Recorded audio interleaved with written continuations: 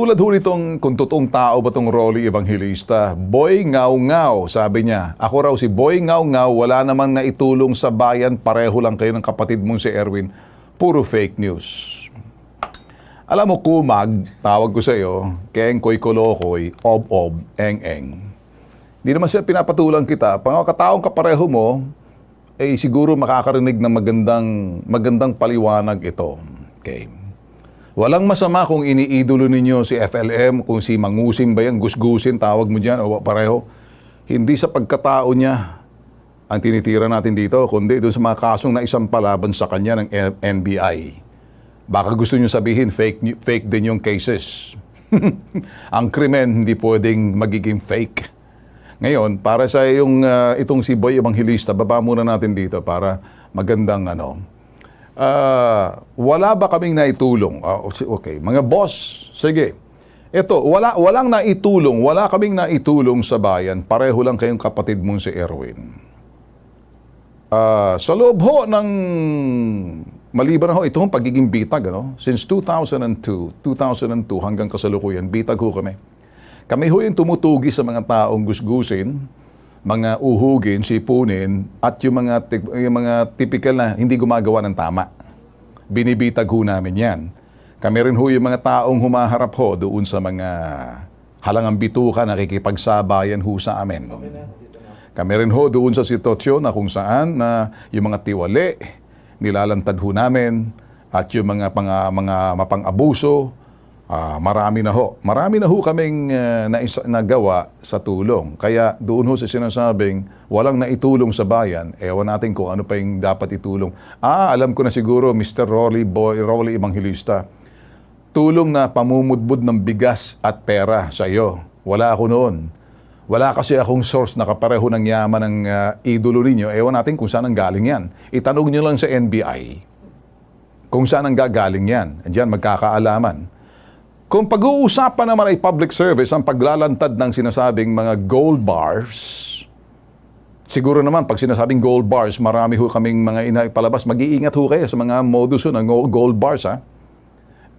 Yan ba yung tinanggalingan ng yaman ng inyong bossing o inyong iniidolo? So, kung gold bars ang pag-uusapan, mag-iingat ho kayo. Ito ho yung modus ng mga gold bars. Ang modus ng mga gold bars, kung sakaling kayo ho'y nasa probinsya, talagang ang gagawin nila, dadalhin sila ng fake na gold bars, pero doon ididikit nila yung sa tingga, gagawin papasada ng konti. Kukunin nila ng kutsilyo, kunyari, hihiwain, ibibigay sa yung gold bars, hahamunin ka. Nakikinig ka ba, Rolly Evangelista? Ito yung mga modus na kuminsan yumaman eh. Tapos pag hiwa mo sa bar na gold, hahamunin ka, dalhin mo sa pawn shop. Dadalhin mo sa pawn shop, kunyari, papakita mo kung ilang carrot ba yan, sasabihin ng pawn shop ito. O mga naniniwala ka, isasauli mo sa kanya. Kaya sasabihin, hindi kami nagtitinda na fake. So madadala ngayon tong tao na to. Bibili ka ngayon ng sandamakmak. Pero hindi yung gold na sinasabi niyang dinikit doon. Susunod, dalang-dala ka na.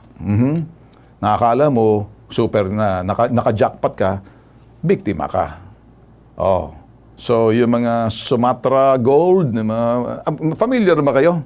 Yung mga Yamashita na yan, na idinidikit doon sa pamilya daw ng Marcos. Ano bang pangalan ng idolo mo? Boy Lugaw. Tawag mo sa amin, Boy Ngaw-Ngaw, si Tula Erwin. Hindi kami fake news dito. Kami nagsasabi ng totoo dahil ako nagtatanong kung nakapiyansa na ba si FLM? Hindi pa. Sige. Wala pang balita. So sa makatuwid, hindi siya pwede magpiyansa dahil sunod-sunod yung mga kaso. Ang mga kasong isinampalaban sa kanya ay mga kasong kung sino yung nasagasaan at kanya mga nabiktima, yung pamamemeke ng mga passport, krimen yan. Human trafficking, sus Mariosep, yan ay batas na walang piyansa yan. At yung iba pang mga ibang bagay na ang sinasabi ng NBI, sa NBI, hindi kami nanggagaling yan. Kung fake man ang sinabi ng NBI, fake ang sinabi ng NBI, akusahan mo, fake ang NBI, kami tagapagbalita lamang. Kung nasasaktan kayo sa idolo ninyo, Wala kaming pakialam dahil totoo yun ang sinabi ng NBI. Gobyerno yan. Ito naman si Rance Tayag maputol, puputulin kong isip mo. Yabang nito, kala mo kung sinong idol. Kakalabanin niyang mabuting nagawa sa bayan. Mabuti bang nagawa? Nag-human trafficking case ka. Sabi ng NBI. Namekay ka ngayon, pabibigay-bigay ka. Sinagasaan mo yung mga optometrists. Maraming sistema na kung saan ang isang taong mabuti. Bago ka muna magbalita, sarap mong hambalusin. Di ka nga sandali rito. Pakita mo sa akin kung paano ka hambalusin. Baka ikaw mahambalos ko, mapunit yung kilay mo. So, lahat kayo, sinasagot ko. Kasi hindi ako yung typical na basta lang tatahimik, kasi iisipin, matatakot, kukuyugin ng mga amuyong nitong si FLM, kung sino man kayo. Alam ko naman, nire-respeto ako ng boss ninyo yung iniidolo ninyo Kasi una sa lahat, huwag niya akong babanggain dahil lang sasabi ako ng totoo. Hindi ako yung taong hahamunin mo ng suntukan dahil Jesus Mariosep naman, magkakamali ka. Itong bagay na sinasabi ko, kami umabot na hinamon ng isang mamamatay tao, pag nagkita raw, ratrata na lang. O nangyari to, Alvin Flores on the record dyan. So ngayon, kaya sasabing hambalusin nyo ako pag sasabi ng totoo. Kung natatamaan man kayo, may sinasabi na ho ako yung philanthropo at public service. Ang philanthropo ho, gumagawa ng kawang gawa, kabutihan sa kapwa. Dahil sa sinasabing siguro yung kabutihan sa sobrang yaman na walang kapalit, walang yabang. Hindi pinagmamalaki. Hindi sinasabi lahat na kung saan ang gagaling at hindi niya kinikikilan at hindi siya nangungulekta ng kung ano-ano sa tao dahil pamimigay mo nga. Hindi mo gagamitin yung digital media para naman, ewan natin kung bakit ka magla-livestream, kung mamimigay ka. Yun ay tanong lang at tanong. So ngayon, para doon sa ibang mga philanthropo, marami, malalaking philanthropo tulad na ng San Miguel, sila yan, mga malalaking mga kumpanya, hindi na pinaalam. Talagang philanthropo by the billions. Ang isang bilyonaryo hindi maghahamon ng kapwa bilyonaryo ng hamunan na kung paano magtulong sa kapwa. Pag ganyan, ipokrito. Nagpapakita ka ng kawang gawa, pagkatapos ida-down mo yung isa, hahamunin mo para ikay lalabas na magaling. Abay sa akin naman, ako hinahamon at pumapatol ako pag tao ako hinahamon. Ang paghahamon kasi, hindi ako marunong maghamon. Hahamunin ko sa isang bagay kung katotohanan o hindi. Halimbawa, ako pag naghamon, umupo ka rito, pagkatapos mag-usap tayo, ginagawa ko yan. So, yun ho mga bagay na nililinaw lang ho natin. Para maintindihan nyo ho, kung kayo ho'y nag-iidolo ng isang individual at idolo ninyo dahil binigyan ko, pinudbud kayo ng mga bigas, walang masama, tanggapin nyo. Kung kayo pinabudmuran ng pera, alang masama, tanggapin nyo. Pero pag isang bagay na medyo nakakapansin yung iba, tulad namin sa media, hindi kami naiinggit at hindi kami marunong mainggit. Nagsasabi kami ng mga issues na makakatulong at mabigyan ng kaliwanagan. May mga tao seradong ulo, kaya yun. So, doon sa iba nasasaktan, mawalang galang, ako'y hihingi ng paumanhin kung kayo nasasaktan kasi mawawala na kayo ng kotong. Este, mawawala na kayo ng ng mga bigas. Kung ganyan ang inyong paghahanga dahil lagi may kapalit, abay klaseng, baka ganun din yung idolo ninyo. Dahil kailangan hangaan kasi may kapalit. Pag wala ng kapalit, hindi na kayo hahanga. Ang bagay na isang hahangaan ninyo ay mabuting gawa. So maganda ho yun. Huwag ho kayo magpapadal sa mga bulaang propeta. Propeta raw sila ay mabait. Hindi relihiyon to. Huwag ho kayo magpapadala. Marami hong gumawa ng mga modus tulad nung araw. Kung ako magsasalita lang, yung isang religious group, ayaw ko nang banggatin. Kapain nyo na lang. Siguro alam nyo na. Pag nakapa nyo, alam nyo. Alam nyo ho yun, di ba? Trinabaho sila ng NBI. Anong nangyari? Ginamit-gamit pa yung mga pangalan ng mga politiko. Anong nangyari doon? May problema, alam nyo? Kung ikay religious organization, kinakailangan mo mag-invest doon. Mamimigay ka, mamumuhunan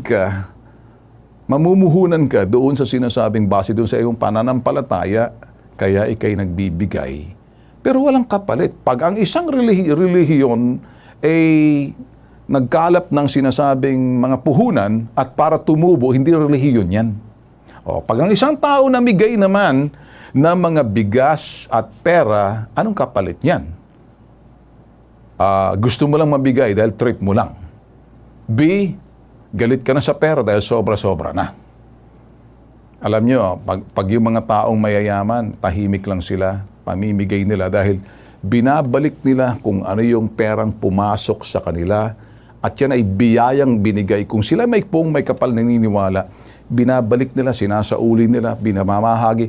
Whatever blessing that comes along, they will share the blessings also sa community, sa komunidad. At hindi rin sila kakalimot na yung blessings pinamamahagi rin sa kanilang simbahan na kayo nabibilangan at yun sinasabing ikapo. Pero pag ang tao hindi naman relihiyon, biglang sumulpot na parang putok sa buho. At pagkatapos nagyabang, hinabon kahit sino, ayan tuloy, pinatulan, napunta sa NBI. Pero kung yung kabutihan binigay niya, ang kabutihan na hindi sinasabi, hindi pinagmamalaki, pinadadala agad. Trabaho siguro ng pilantropo yan. Kung pilantropo ka, hindi mo na dapat sasabihin. Kaya kayong mga nabubulag, imulat ang inyong mga mata na huwag kayong manatiling mga bulag. Ngayon, sabi namang isa dito, Sir Ben, saradong utak po ng mga yan. Ibinababa nilang digdidad nila dahil sa kapirampot na kung ano man tulong sa isang taong nagtatago sa ibang pangalan. Tama ka. Kaya nga nahuli agad. O di, ang sabi, para doon sa mga taong nagagalit, kung iniidolo niyo parang artista, maintindihan ko pa siguro kung probinsyano yan. Kasi hindi naman totoong mundo yun eh. Iniidolo niyo lang. O di kaya doon sa classroom na yung sabi, hindi, lockdown sa classroom. Sino ba yung babae niyon? Iniidolo niyo yun eh. Wala namang laman. Pero pag ang taong iniidolo niyo dahil kawawa naman kayo. Kinakailangan sigurong intindihin na lang kayo. Nakatulong ba ako sa inyo ng public service? Anong maganda yung isang salup na bigas at isang salapi na sandali pagkatapos mawawala. Pero yung isang wisdom, talino, mas higit pa yan sa sinasabing bagay na serbisyo publiko kapag ginanatili sa utak nyo, pumunta sa puso ninyo, hanggang sa susunod na henerasyon, may babahagi nyo. Yung perang iginabot sa inyo, mauubos yan. Ang laman dito, papusok sa puso, hanggang sa susunod na henerasyon. Gets nyo? Hoy, ngayon pala, department heads ngayon ng Tingloy, closed door meeting ni Mayor. Ito ho, at tinuturuan ng mga empleyado, wag dumating ang investigation. Kapag dumating ang investigasyon, bahala na kayo, magsabi kayo ng ewan.